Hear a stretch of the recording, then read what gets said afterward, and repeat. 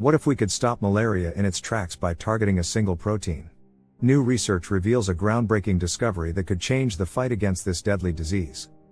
Mitosis, the process by which cells divide, is crucial for growth, repair, and reproduction in all eukaryotic organisms. But what if we told you there's more to this story? Meet NECs, a group of proteins first identified in fungi, now known to be vital for cell division across a wide range of eukaryotes. These proteins are the unsung heroes of cellular life. In mammals, NECs like NEC2, NEC6, NEC7, and NEC9 localize to centrosomes, the microtubule-organizing centers that form the mitotic spindle. But in simpler organisms, the story is different. The malaria parasite, Plasmodium, has unique adaptations for cell division, thriving in both mosquitoes and vertebrates. Its life cycle is a complex dance of asexual and sexual reproduction.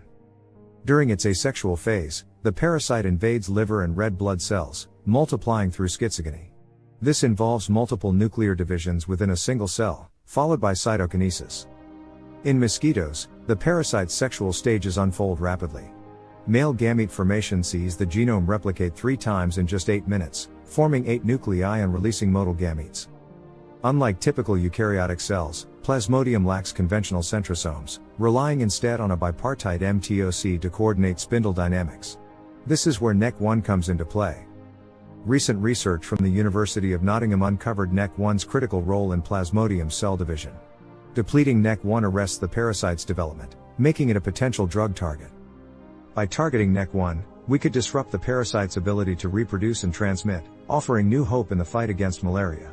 This discovery is a milestone in global health research.